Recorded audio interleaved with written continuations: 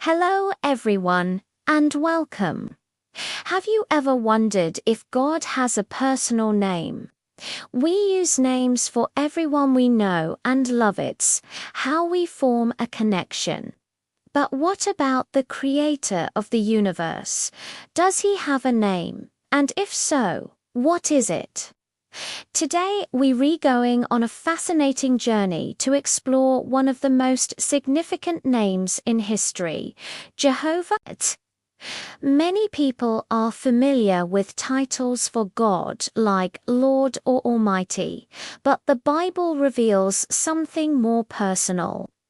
In ancient manuscripts, God's personal name appears thousands of times. In the original Hebrew, it's represented by four letters YHWH, often called the Tetragrammaton. Over time, as the pronunciation of ancient Hebrew became less certain, the name Jehovah emerged as a common and recognizable English rendering, combining the consonants of YHWH with the vowel points of other Hebrew words for God. So, what does this name Jehovah actually mean? It's not just a label. It's a profound statement about who God is. The name is believed to come from a Hebrew verb that means to become or to cause to become. So, in essence, the name Jehovah can be understood to mean he causes to become. This isn't just about creation in the past. It means that God can cause himself to become whatever is necessary to fulfill his purposes. He can become a protector, a provider, a comforter, a teacher, whatever his creation needs him to be at any given moment. Let us look at a key moment in the Bible where God himself explains the meaning of his name. In the book of Exodus, chapter 3, Moses is at the burning bush. He's hesitant to go back to Egypt and lead the Israelites out of slavery. He asks God, "Suppose I go to the Israelites and say to them, 'The God of your fathers has sent me to you,' and they ask me, 'What is his name?' Then what shall I tell them?" God's reply is powerful. He says, "I will become what I choose to become." And he adds, "This is what you are to say to the Israelites: Jehovah, the God of your forefathers, has sent me to you. This is my name, two-time indefinite, and this is the memorial of me to generation after generation." This declaration shows that God's name is tied to his ability to act and fulfill his promises. It wasn't just a name for Moses' time. God himself said it would be his memorial, his identifier for all future generations. Think about what that meant for the Israelites. They were facing the might of the Egyptian Empire. Knowing God's name meant they could trust that he would become their deliverer, their powerful savior, just as he promised. His name was their source of hope and confidence. Now, you might be wondering, if this name is so important, why isn't it more common in many Bible translations today? That's a great question with a complex history. Over centuries, a superstition developed among some Jewish scribes that it was wrong to pronounce God's sacred name.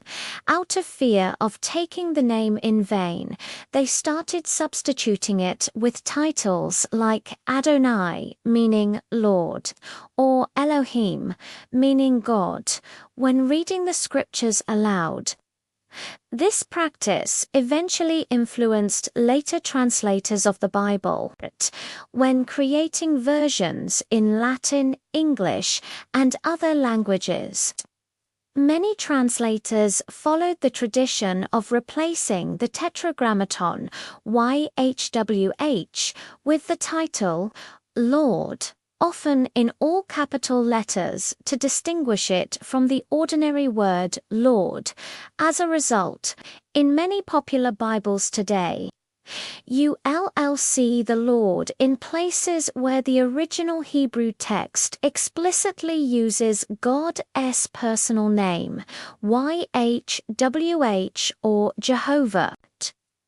While this was often done with respectful intentions, it has had the effect of obscuring God's personal name from millions of readers. However, many scholars and Bible translations have worked to restore the divine name to its rightful place.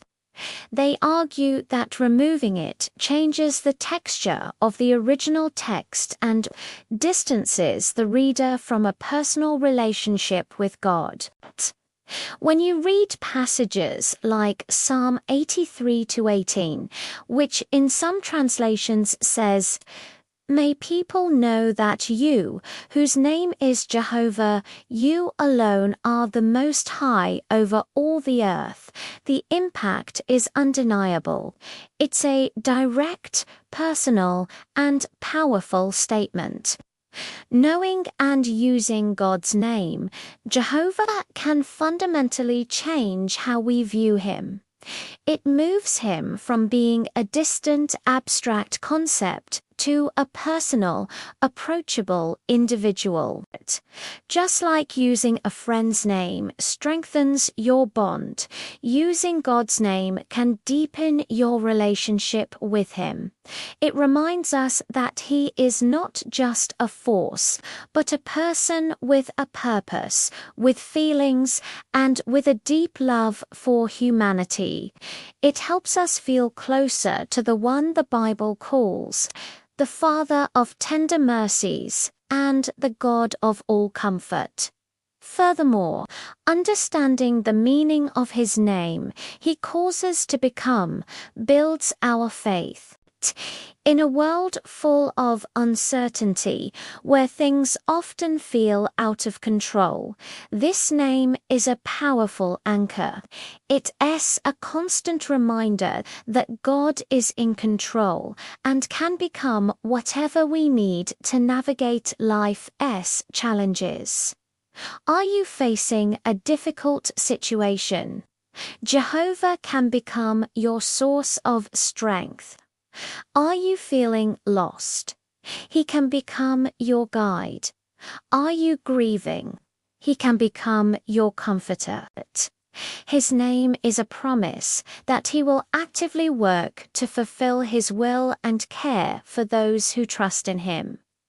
This is why Jesus taught His followers to pray, "Our Father in the heavens.